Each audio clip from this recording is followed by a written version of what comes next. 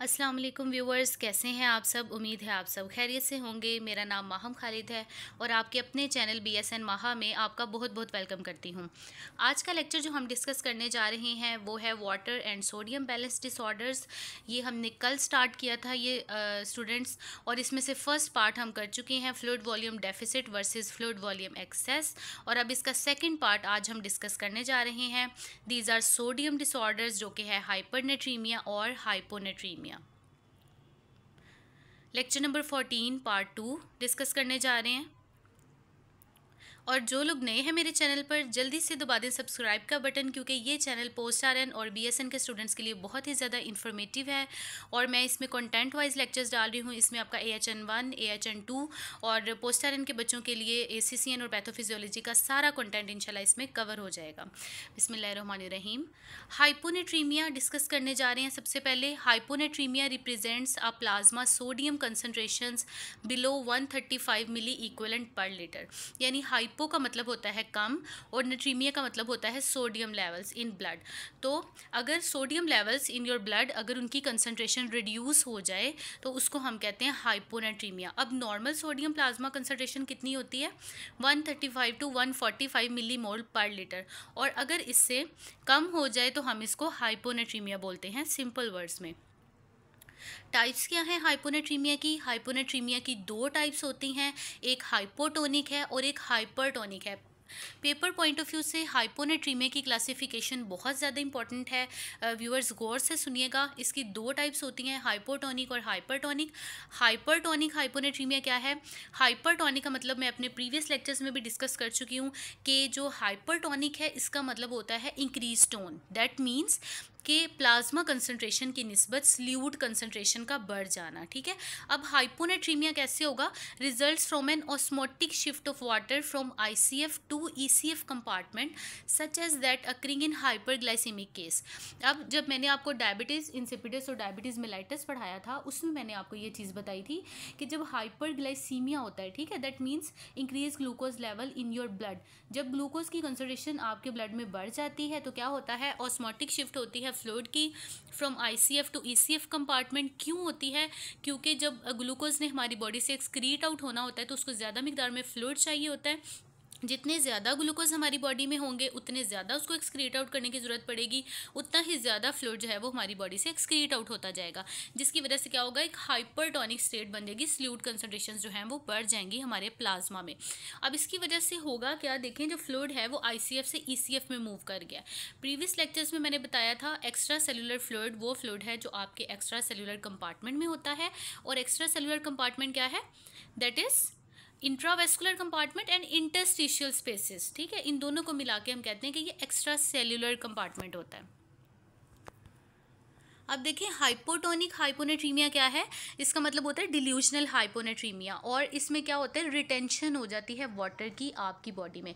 अब देखें, जो प्रीवियस हमने टाइप डिस्कस की है उसमें ओवरऑल फ्लूइड कंसंट्रेशन के बढ़ने की वजह से फ्लूइड जो है वो ICF टू ECF मूव किया था, जिसकी वजह से सोडियम के लेवल्स आपकी बॉडी में रिड्यूस्ड हो गए थे। लेकिन हाइपोटोनिक के केस में क्या होता है? इसमें आपकी बॉडी में वाटर रिटेन होना शुरू हो जाता है, जिसकी वजह से क्या होता है? सोडियम के लेवल्स जो हैं वो रिड्यूस्ड हो जाते हैं, डिल्यूटेड हो जाते हैं। ठीक है। जो हाइपोटोनिक हाइपोनेट्रीमिया है इसको फर्दर हम क्लासीफाई करते हैं 3 टाइप्स में। बहुत इंपॉर्टेंट है ये पेपर पॉइंट ऑफ व्यू से, और इनको याद रखना इतना ही आसान है। इसको 3 क्लासेस में हमने क्लासीफाई किया है, hypovolaemic, euvolaemic and hypervolaemic. As the name indicate, hypovolaemic means reduced blood plasma volume. ठीक है। Hypotonic, overall fluid concentration is reduced, and hyponatraemia means sodium levels reduced in the blood. Hypovolemic, hypotonic hyponatremia occurs when water is lost along with sodium but to a lesser extent. अब इसमें एक चीज़ आपने अपने जहन में रखनी है कि इसमें वाटर भी बॉडी से एक्सक्रीट आउट हो रहा है, सोडियम भी बॉडी से एक्सक्रीट आउट हो रहा है, लेकिन सोडियम लेसर अमाउंट में एक्सक्रीट आउट हो रहा है आपकी बॉडी से। ठीक है। वाटर ज़्यादा एक्सक्रीट आउट हो रहा है, जिसकी वजह से क्या हो रहा है? हाइपोटोनिक हाइपोनेट्रीमिया हो रहा है। सोडियम के लेवल्स भी फॉल कर रहे हैं, ब्लड प्लाज्मा वॉल्यूम भी रिड्यूस हो रहा है, और ओवरऑल सॉल्यूट कंसंट्रेशंस भी बॉडी से एक्सक्रीट आउट होते जा रहे हैं। ठीक है। अब इसकी अगर हम एग्जांपल देखें तो एग्जांपल क्या है? Sweating in hot weather. ठीक है। स्वेटिंग के केस में भी यही होता है कि सोडियम ज़्यादा मिकदार में आपकी बॉडी से एक्सक्रीट आउट होता है, और सोडियम कम मिकदार में आपकी बॉडी से एक्सक्रीट आउट हो रहा है, ठीक है। स्वेटिंग के केस में भी यही हो रहा है। ये एग्जांपल है हाइपोवोलेमिक, हाइपोटोनिक, हाइपोनेट्रीमिया की। नेक्स्ट टाइप की तरफ चलते हैं। यूवोलेमिक है। यूवोलेमिक का सेकंड नेम है नॉर्मोवोलेमिक। इसको हम कहते हैं यूवोलेमिक। और हाइपोटोनिक, हाइपोनेट्रीमिया, इसका मतलब ये होता है कि आपकी बॉडी में जो फ्लूइड प्लाज्मा लेवल है वो नॉर्मल रहते हैं, लेकिन क्या होता है, सोडियम लेवल्स रिड्यूस्ड हो जाते हैं, ठीक है। अब ये क्यों होता है? Due to the retention of water with dilution of sodium while maintaining the ECF volume within normal range। अब देखिए इसमें क्या होता है, आपकी बॉडी में वाटर रिटेन होता है जिसकी वजह से सोडियम लेवल्स रिड्यूस्ड हो जाते हैं या डिल्यूट हो जाते हैं, लेकिन ECF का ओवरऑल वॉल्यूम क्या रहता है, नॉर्मल रहता है, इसीलिए हम इसको नॉर्मोवोलेमिक कहते हैं।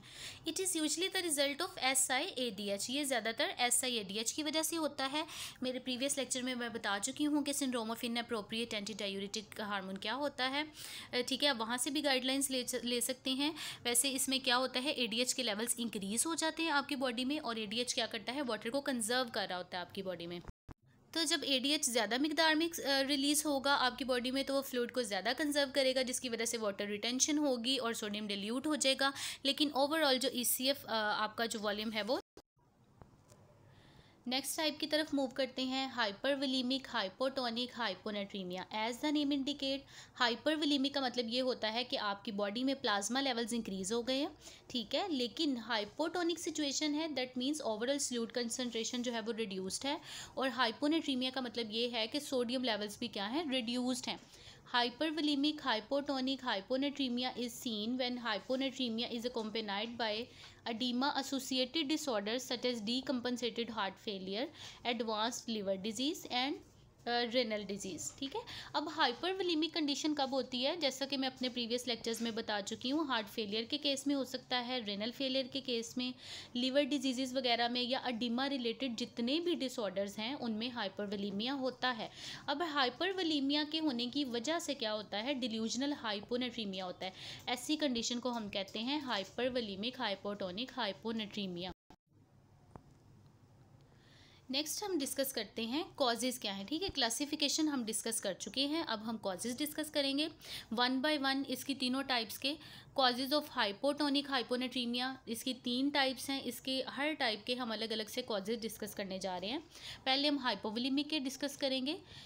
Use of excessively diluted infant formula, administration of sodium free parenteral solutions, gastrointestinal losses या vomiting, diarrhea, sweating with sodium free fluid replacement, repeated irrigation of body cavities with sodium free solutions, irrigation of gastrointestinal tubes with distilled water या फिर tap water anemia, diuretic use, mineralocorticoid deficiency and salt wasting nephritis.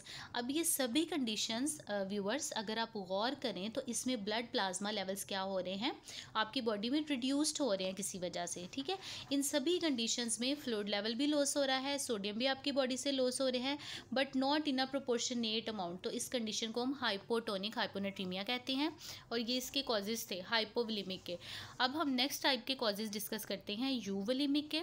Increased ADH levels हम पढ़ चुके हैं। ADH का क्या role होता है इसमें, ट्रॉमा वगैरह की सूरत में ये हो सकता है जब आपका ECF वॉल्यूम तो नॉर्मल रहता है लेकिन सोडियम के लेवल्स जो है वो रिड्यूस हो जाते हैं ADH हार्मोन के या एल्डोस्टेरोन हार्मोन के रिलीज़ होने की वजह से। स्ट्रेस कंडीशंस में भी ऐसे ही होता है, ADH आपकी बॉडी में रिलीज़ होता है। पेन की सिचुएशन में भी यही होता है। SIADH के केस में भी बिल्कुल यही सेम कंडीशन होती है। And use of medications that increase ADH। आप देखें, अगर आप गौर करें इन सभी कंडीशंस में आपकी बॉडी में कंपनसेटरी ADH लेवल्स जो हैं वो इंक्रीज़ हो रहे हैं, जिसकी वजह से वाटर रिटेंशन हो रही है। लेकिन वाटर रिटेंशन के साथ साथ क्या हो रहा है, सोडियम डिल्यूट हो रहा है, लेकिन ओवरऑल ECF वॉल्यूम क्या रह रहे हैं, नॉर्मल रह रहे हैं। डायूरेटिक यूज़ में ये हो सकता है ग्लूकोकॉइड डेफिशिएंसी में, hypothyroidism, psychogenic polydipsia, endurance exercise, यानी अगर आप बहुत हैवी एक्सरसाइज करते हैं उस केस में भी ADH आपकी बॉडी में ज़्यादा रिलीज़ होता है। MDM में एक्टेसी अब्यूज़ यानी जो एंटीबायोटिक अब्यूज़ है, अगर आप वो कर रहे हैं यानी एंटीबायोटिक्स को ज़्यादा यूज़ कर रहे हैं, उस केस में भी स्ट्रेस लेवल बढ़ता है और ADH आपकी बॉडी में ज़्यादा रिलीज़ होता है। अब जो इसकी थर्ड टाइप है दैट इज़ हाइपरवोलेमिक टाइप। अब उसके क्या रीजंस होते हैं, उसके क्या कॉजेज़ हैं? Decompensated heart failure, advanced liver disease, kidney failure without nephrosis. ठीक है, ये सारी इसकी कॉजेज़ हैं कि ये हाइपोनेट्रीमिया क्यों होता है। उसके बाद हाइपरटोनिक हाइपोनेट्रीमिया के क्या कॉजेज़ होते हैं? हाइपरग्लाइसीमिया, जो कि हम डिस्कस कर चुके हैं ऑलरेडी। क्लिनिकल मैनिफेस्टेशंस क्या होती हैं हाइपोनेट्रीमिया के केस में? लैब वैल्यूज़ कितनी है? Serum sodium levels below 135 milli equivalent per litre. Hypotonic hyponatraemia, serum osmolality less than 280 milli osmol per kg, इसमें सीरम ऑस्मोलैलिटी रिड्यूस्ड हो जाती है।